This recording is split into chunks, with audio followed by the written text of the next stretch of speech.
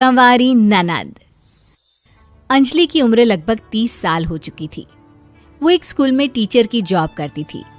अंजलि के घर में उसकी माँ के अलावा उसका छोटा भाई और भाभी भी रहा करते थे। 30 साल की उम्र होने के बाद भी अंजलि की अब तक शादी नहीं हुई थी। इस बात को लेकर अंजलि की माँ रुक्मिणी देवी काफी परेशान रहा करती थी। माँ, मैं स्कूल जा रही हूँ, जरा मेरा टिफिन तो दे दीजिए। अब क्या पूरी जिंदगी मैं तुझे टिफिन बनाकर देती रहूंगी? अरे कुछ सोचा भी अपने बारे में या बस ऐसे ही? क्या माँ, सुबह सुबह फिर वही बातें लेकर बैठ गई। माँ गलत क्या कह रही है अंजलि दीदी? इतनी उम्र हो चुकी है आपकी, माँ कब तक आपकी सेवा करती रहेंगी? भाभी, मैंने माँ को कब कहा कि मेरी सेवा करो? वैसे भी अपना टिफिन मैं खुद तैयार कर लेती हूँ, बस टेबल से उठाकर देने को ही तो कहा था। वैसे अंजलि दीदी, देखा जाए तो टिफिन उठाकर देने की उम्र तो आपकी है। आपका अपना घर परिवार बच्चे होते तो ये जिम्मेदारी आज आप पूरी कर रही होती। एक बात मेरी समझ में नहीं आती, अगर मेरी शादी नहीं हुई तो इसमें मेरी क्या गलती है और तुम सब लोग मेरे पीछे क्यों पड़े रहते हो? अरे कुछ कहना क्या पीछे पड़े रहना होता है? अपने छोटे भाई को देख, तुझसे 3 साल छोटा है लेकिन 2 बच्चे खेल रहे हैं आंगन में। मुझे आप लोगों की कोई बात नहीं सुननी, जा रही हूँ मैं। और आप में से किसी को मेरा कोई काम करने की जरूरत नहीं है, मैं खुद संभाल लूंगी। इतना कहकर अंजलि वहां से चली जाती है। शाम को जब अंजलि अपने स्कूल से लौटकर घर वापस आती है तो उसने देखा कि पड़ोस वाली निर्मला चाची वहां पर बैठी हुई थी। क्या बात है अंजलि बिटिया, नौकरी करके वापस आ गई? जी चाची जी, कैसी हैं आप? मैं तो ठीक हूँ बेटा, तुम बताओ शादी के बारे में कुछ सोचा या नहीं? अरे रहने दीजिए ना, इससे तो शादी की बात करना ही बेकार है। कुछ भी कहो तो गुस्सा करती है, बात बात पर आंखें दिखाती है। माँ, आप ऐसा क्यों कह रही हैं? मैंने कब आप पर गुस्सा किया? अरे अंजलि बेटा, तुम्हारी माँ ठीक ही तो कहती है। 30 की होने आई हो, अब तुम्हें भी शादी वादी कर लेनी चाहिए। चाची जी, आप तो ऐसे कह रही हैं जैसे शादी करने से मैंने मना किया हो।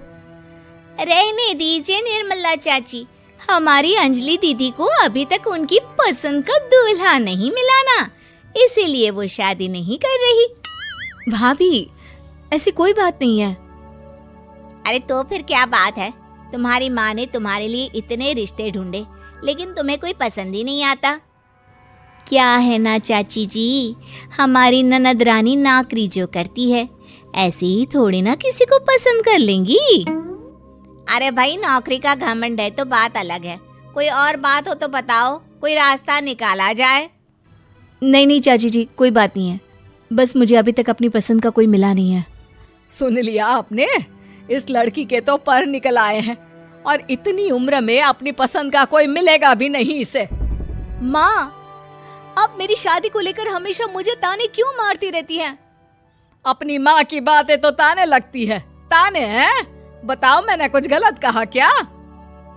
देखो, ये सब छोड़ो, मेरी दूर की बुआ का बेटा है, उसकी अभी शादी नहीं हुई है, उम्र होगी कोई 34-35 साल। आप कहें तो बात आगे बढ़ाऊं? अरे हाँ हाँ, क्यों नहीं, ये भी कोई पूछने की बात है। अरे जल्दी से लड़के को यहाँ बुला लो। माँ, आप मुझसे पूछे बिना मेरी शादी की बात करने जा रही हैं और मेरी उम्र 30 भी पूरी नहीं हुई है। निर्मला चाची कह रही है कि वो लड़का 35 साल का है। अंजलि दीदी, आपको क्या लगता है इस उम्र में कोई फिल्म का हीरो आएगा आपके लिए?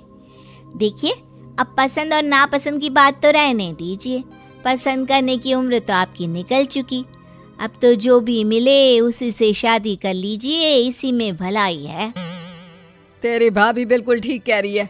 अब जैसा रिश्ता मिले उसके लिए हाँ कर देना, ताकि हम भी गंगा नहाए।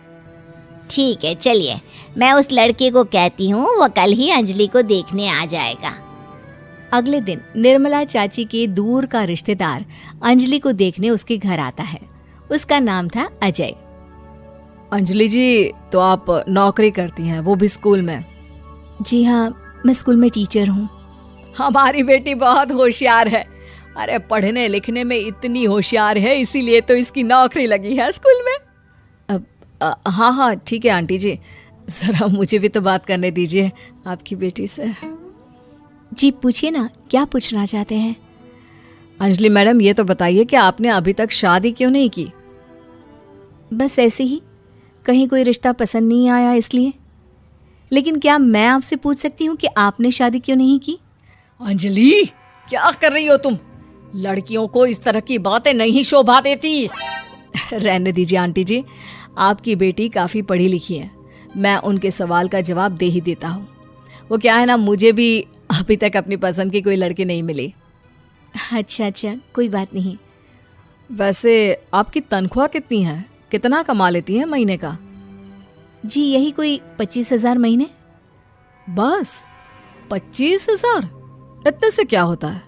इतने से तो आजकल घर भी नहीं चलता। आपके कहने का क्या मतलब है? अरे मैं तो ये सोच कर आया था कि नौकरी वाली लड़की है, आराम से 40,000 कमाती होगी।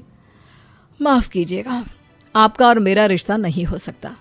जी कोई बात नहीं, मुझे भी आपके साथ शादी करने में कोई इंटरेस्ट नहीं है। अंजलि, किस तरह की बात कर रही हो? घर आए रिश्ते को ठुकरा रही हो तुम। दीदी, अब इस उम्र में आपको इतनी अकड़ नहीं दिखानी चाहिए। अच्छा खासा रिश्ता हाथ से निकल गया, कहीं ऐसा ना हो कि जिंदगी भर कुंवारी ही रह जाओ आप। कुछ दिन और ऐसे ही निकल जाते हैं और अंजलि की शादी कभी नहीं होती। अंजलि के परिवार वाले बिंदास उसे ताने मारते रहते हैं, लेकिन अंजलि एक बड़ी नौकरी की तैयारी करती है और उसमें सिलेक्ट होने के बाद अंजलि को एक बहुत बड़ी नौकरी मिल जाती है। अब तो दीदी के नखरे और भी ज्यादा बढ़ जाएंगे भाई। अब तो इतनी बड़ी नौकरी जो लगी है, अब इनकी शादी होने से रही। माँ, मुझे नौकरी के लिए दूसरे शहर जाना पड़ेगा। आप जानती हैं ये बहुत बड़ी जॉब है और इसमें पैसे भी बहुत ज्यादा मिलेंगे। अच्छा, कितने पैसे मिलेंगे बेटा? माँ, मुझे हर महीने 90,000 सैलरी मिलेगी। क्या? अरे वाह वाह, ये तो बहुत अच्छी बात है। लेकिन फायदा क्या? कितने भी पैसे मिले, शादी तो हुई नहीं ना तुम्हारी। अंजलि नौकरी करने के लिए दूसरे शहर में चली जाती है और जब कुछ महीनों के बाद वो वापस घर आती है तो उसे अपने पति के साथ देखकर उसके घर वाले हैरान रह जाते हैं। अरे अंजलि, तूने शादी कर ली और हमें बताया तक नहीं। और दामाद जी करते क्या हैं? इतनी बड़ी कार है उनकी। माँ, मैं आपको सब कुछ बताना चाहती थी, लेकिन आप सबके ताने सुनकर बहुत दुखी हो गई थी और इसलिए मैंने अपनी पसंद से शादी कर ली। मेरे पति मेरे साथ ही ऑफिस में नौकरी करते हैं और बहुत बड़े अफसर हैं। और एक बात बताऊं माँ, आज मैं बहुत खुश हूँ।